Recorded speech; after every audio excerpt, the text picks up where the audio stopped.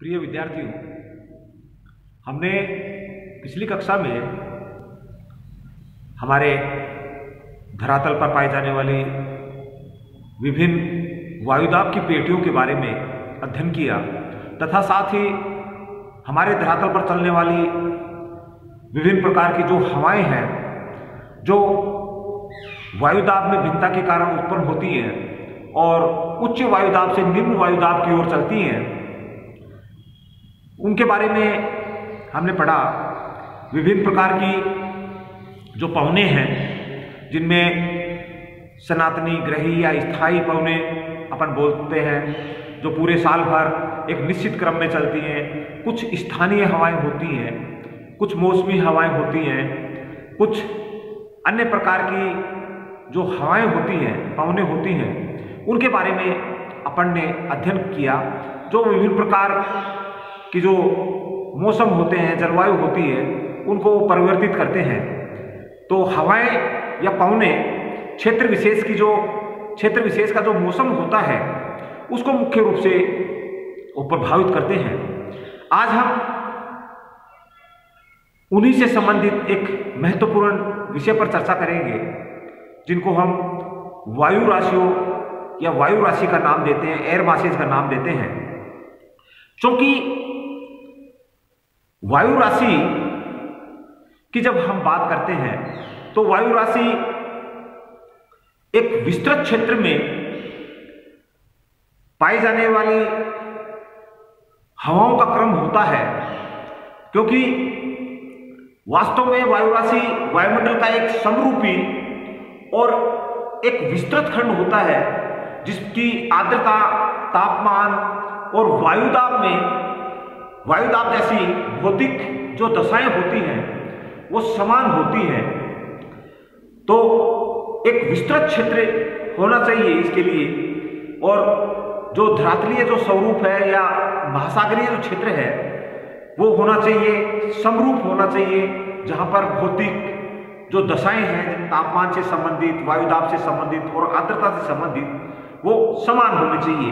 तो इसी संदर्भ में तिवार्था महोदय ने वायु राशियों के बारे में हमें बताया कि वायु राशि वायुमंडल का एक ऐसा मोटा क्षेत्र है तथा विस्तृत क्षेत्र है जिसकी विभिन्न ऊंचाइयों पर जो क्षैतिज दिशा में ताप से संबंधित, आर्द्रता से संबंधित जो विशेषताएं होती हैं वो लगभग समान होती हैं। तो तिवार्था के अनुसार जो भौतिक दशाएं होती हैं वो लगभग समान होती है ताप और आर्द्रता से संबंधित। तो वायु राशियों का जो आविर्भाव होता है, वायु राशियां जब उत्पन्न होती हैं तो उसका उत्पत्ति का जो समय होता है वो जब विस्तृत समतल भूखंड जो होता है जिसपे वायुमंडलीय जो दशाएं होती हैं वो लंबे समय तक स्थिर होती हैं, ताकि वायु में धरातल की आर्द्रता तथा तापमान संबंधी जो विशेषताएं होती हैं वो समाहित हो जाए। यानी वायु राशियों का जो आविर्भाव होता है, वायु राशियों की जो उत्पत्ति होती है उस समय होती है जब लंबे समय तक जो वायुमंडलीय जो दशाएं होती हैं वो स्थिर हो, ताकि उससे संबंधित जो तापमान और आर्द्रता है वो उसमें समाहित हो जाए, वायु में समाहित हो जाए। तो एक बार जब वायु राशि उत्पन्न हो जाती है तो वो अपने स्थान पर स्थिर नहीं होती, वो गतिशील हो जाती है, क्योंकि उत्पन्न के बाद में उसका जो आर्द्रता और जो तापमान है वो समान होता है, लेकिन जैसे जैसे वो अन्य क्षेत्र में गुजरती है तो उसका जो प्राकृतिक जो गुण होता है वो खत्म होता जाता है। तो विभिन्न ताप और आर्द्रता वाले क्षेत्रों से जब ये वायु राशियां गुजरती हैं तो इनके जो मूल गुण होते हैं वो बदल जाते हैं।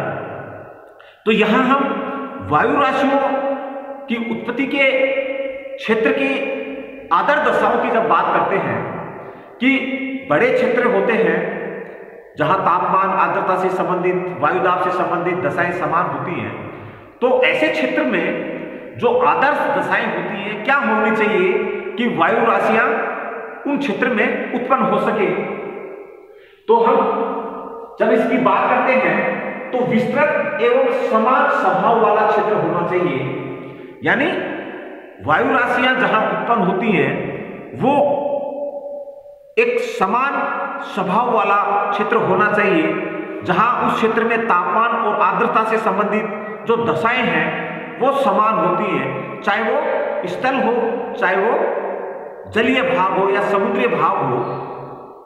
दूसरा, स्रोत क्षेत्र में वायु राशियों की गति मंद होनी चाहिए, ताकि अपने होनी चाहिए और अपसरण नहीं होना चाहिए, यानी वायु राशियों की जो उत्पत्ति होती है उस क्षेत्र में उसकी गति मंद होनी चाहिए और ऐसा होना चाहिए कि अन्य जो हवाएं हैं वो उसमें प्रवेश न कर सके। अगर प्रवेश करेंगी तो उसका जो गुण होता है, मूल गुण होता है, वो खत्म हो जाता है। वायुमंडलीय दशाएं लंबे समय तक स्थिर होने चाहिए। तीसरा जो महत्वपूर्ण आदर्श दशा है वो वायुमंडलीय जो दशाएं होती हैं वो लंबे समय तक स्थिर होने चाहिए, क्योंकि लंबे समय तक वायुमंडलीय दशाएं अगर स्थिर होगी तभी वो तापमान, आर्द्रता और वायुदाब से संबंधित जो दशाएं हैं वो प्राप्त करेंगी और वायु राशियों का निर्माण करेंगी। तो इससे संबंधित जब हम वायु राशियों के उत्पत्ति के क्षेत्र की अगर बात करते हैं तो 6 मुख्य उत्पत्ति के क्षेत्र हैं, जिसमें ध्रुवीय सागरीय क्षेत्र, मैरीटाइम, पोलर रीजन, ये वाला जो क्षेत्र है इसको शामिल करते हैं। उप ध्रुवीय महाद्वीपीय क्षेत्र, इसमें कनाडा, उत्तरी अमेरिका, साइबेरिया का जो क्षेत्र है, एशिया का जो उत्तरी क्षेत्र है उसको शामिल करते हैं। इसको हम सीपी से संबोधित करते हैं। सीपी का मतलब कॉन्टिनेंटल पोलर, ध्रुवीय महाद्वीपीय। पोलर का मतलब ध्रुवीय और सी का मतलब कॉन्टिनेंटल। तो ध्रुवीय महाद्वीपीय जो क्षेत्र है इसको शामिल करते हैं। मानसूनी वायु राशि क्षेत्र, जहां मानसून उत्पन्न होता है वो क्षेत्र, उष्णकटिबंधीय महासागरीय क्षेत्र, मैरीटाइम, ट्रॉपिकल रीजन, इसके अंतर्गत हम कर्क और मकर रेखा के मध्य के जो क्षेत्र हैं उसको शामिल करते हैं। उष्णकटिबंधीय महाद्वीपीय क्षेत्र, इसमें मध्य अमेरिकी क्षेत्र, अफ्रीकी क्षेत्र और एशिया का जो मध्य भाग है, मंगोलिया वाला जो क्षेत्र है उसके उत्तरी का जो क्षेत्र है उसको शामिल करते हैं। और छठा जो क्षेत्र है भूमध्य रेखीय क्षेत्र, भूमध्य रेखा के आसपास का जो क्षेत्र है उसको इसमें शामिल करते हैं। तो इस प्रकार वायु राशियों के उत्पत्ति के जो क्षेत्र हैं मुख्य रूप से 6 ऐसे क्षेत्र हैं जहां पर विभिन्न वायु राशियां उत्पन्न होती हैं और अपनी दिशा से दूसरी दिशा में वो दूसरे क्षेत्र में प्रवेश करती हैं। तो इस प्रकार ये 6 क्षेत्र हुए और यहाँ पर विभिन्न प्रकार की वायु राशियों का आविर्भाव होता है, वायु राशियों की उत्पत्ति होती है। तो इसी संदर्भ में वायु राशियों के संदर्भ में अगर हम बात करते हैं, वायु राशियों का अगर हम वर्गीकरण करते हैं तो वायु राशियों के वर्गीकरण के लिए हम पहला जो आधार मानते हैं स्रोत के आधार पर, यानी जहां पर वो उत्पन्न होता है, तापमान और आर्द्रता की जो दशाएं होती हैं वो कैसी होती हैं। तो मुख्य रूप से स्रोत के आधार पर अगर हम वायु राशियों का वर्गीकरण करते हैं तो पहले ध्रुवीय है जिसको हम पोलर बोलते हैं, तो इसको P से संबोधित करेंगे। और दूसरा है उष्णकटिबंधीय है जिसको हम ट्रॉपिकल से संबोधित करेंगे। आर्द्रता के आधार पर हम अगर वर्गीकरण करते हैं तो एक तो मैरीटाइम अनुसमुद्री है जिसको हम M से संबोधित करेंगे और दूसरा है महाद्वीपीय है जिसको हम C से संबोधित करेंगे, कॉन्टिनेंटल। तो उपयुक्त आधार पर वायु राशियां 4 प्रकार की होंगी। MP जिसको हम महाद्वीपीय, मैरीटाइम, वायु राशि यानी समुद्रीय सागरीय, एंटी का मतलब सागरीय उष्णकटिबंधीय, सीपी ध्रुवीय महाद्वीपीय और सीटी का मतलब ध्रुवीय महाद्वीपीय उष्णकटिबंधीय। तो यहां अगर मार्ग के आधार पर जिस मार्ग से ये गुजरेगी उस आधार पर अगर हम इनका वर्गीकरण करते हैं तो ठंडे क्षेत्र से आने वाली जो हवाएं होती हैं उसको हम के से संबोधित करेंगे, जिसको कॉल्ड बोलते हैं, इसको हम के से संबोधित करेंगे। गर्म क्षेत्र से आने वाली जो हवाएं होती हैं, वायु राशियां होती हैं, उसको हम डब्ल्यू से संबोधित करेंगे, वार्म इसका। तीसरा, ढाल के सहारे नीचे उतरती है वायु राशियां और नीचे उतरने के कारण उनमें स्थायित्व प्राप्त होता है, और स्थायित्व प्राप्त होता है तो ऐसी वायु राशियों को हम एस से संबोधित करेंगे, स्टेबल, स्थायित्व। ढाल के सहारे अगर वायु राशि ऊपर चढ़ती है तो वायु राशि अस्थिर हो जाती है, उसको हम यू से संबोधित करेंगे, अनस्टेबल इसको नाम देंगे। तो इस प्रकार हम वायु राशियों का वर्गीकरण करते हैं, और वर्गीकरण करने के बाद में हम ये देखते हैं कि अब वायु राशियां हमारे सामने कितनी प्रकार की होंगी। तो मुख्य रूप से 16 प्रकार की वायु राशियां हमारे सामने होंगी, और उन 16 प्रकार की जो वायु राशियां हैं उनमें अगर हम बात करते हैं तो मुख्य रूप से जब हम वायु राशियों की बात करते हैं तो 16 प्रकार की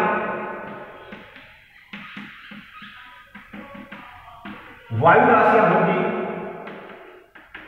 इसमें 16 प्रकार की जो वायु राशियां होंगी, NPKS,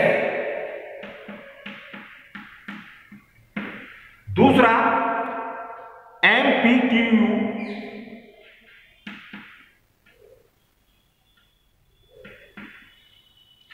तीसरा NPWS,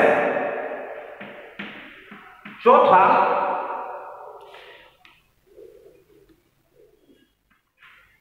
MPWU, पांचवा CPKS, छठा CPKU, सातवां CPWS, आठवां CPWU, नौवां MTKS, 10वां MTKU,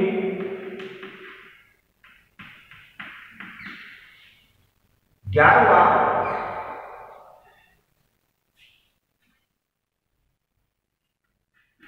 MTWS,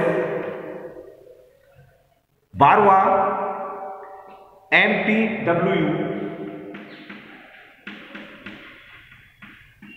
13वां CTKS, 14वां CTKU, 15वां CTWS और 16वां CTWU।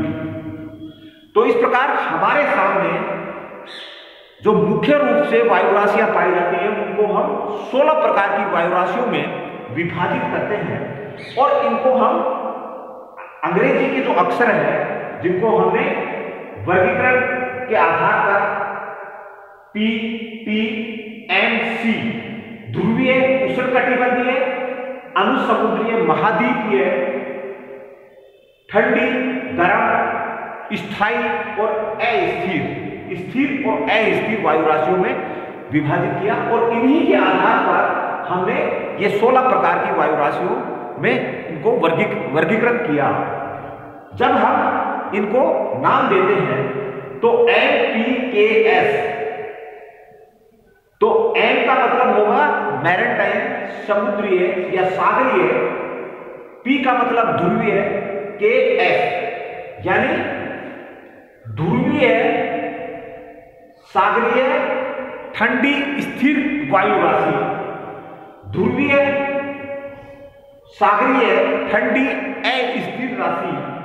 NPWS का मतलब होगा ध्रुवीय, सागरीय, गर्म, स्थिर वायु राशि। NPWU का मतलब होगा ध्रुवीय, सागरीय, गर्म, अस्थिर वायु राशि। CPKS का मतलब होगा ध्रुवीय, महाद्वीपीय, ठंडी स्थिर वायु राशि। CPKU का मतलब होगा ध्रुवीय, महाद्वीपीय, ठंडी अस्थिर वायु राशि। CPWS का मतलब होगा ध्रुवीय, महाद्वीपीय, गर्म, स्थिर वायु राशि। CPWU का मतलब होगा ध्रुवीय, महाद्वीपीय, गर्म, अस्थिर वायु राशि। NPKS का मतलब होगा उष्णकटिबंधीय, सागरीय, ठंडी स्थिर वायु राशि। NPKU का मतलब होगा उष्णकटिबंधीय, सागरीय, ठंडी अस्थिर वायु राशि।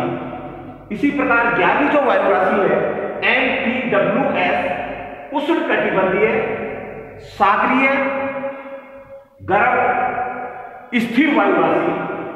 उष्णकटिबंधीय, सागरीय, गर्म, अस्थिर वायु राशि। CPKS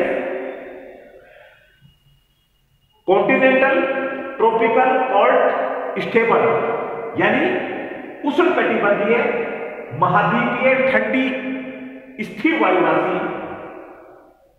इसी प्रकार महाद्वीपीय, उष्णकटिबंधीय, ठंडी अस्थिर वायु राशि और उष्णकटिबंधीय, महाद्वीपीय, गर्म, स्थिर वायु राशि और उष्णकटिबंधीय, महाद्वीपीय, गर्म, अस्थिर वायु राशि। तो इस आधार पर हमने विश्व की जो मुख्य वायु राशियां जिनको हमने 16 प्रकार में विभाजित किया, तो इनके जो क्षेत्र होते हैं वो विभिन्न क्षेत्रों से ये उत्पन्न होती हैं और जहां ये गुजरती हैं वहां के मौसम को मुख्य रूप से ये वायु राशियां प्रभावित करती हैं। आगे हम अगला जो हमारे जो क्लास होगी उसमें हम विभिन्न जो महाद्वीपीय और सागरीय क्षेत्र हैं जहां ये वायु राशियां उत्पन्न होती हैं, किन किन क्षेत्रों में उत्पन्न होती हैं और किन किन क्षेत्रों में ये वायु राशियां अपना प्रभाव दिखाती हैं, अपना असर दिखाती हैं, इसके बारे में हम अध्ययन करेंगे। धन्यवाद।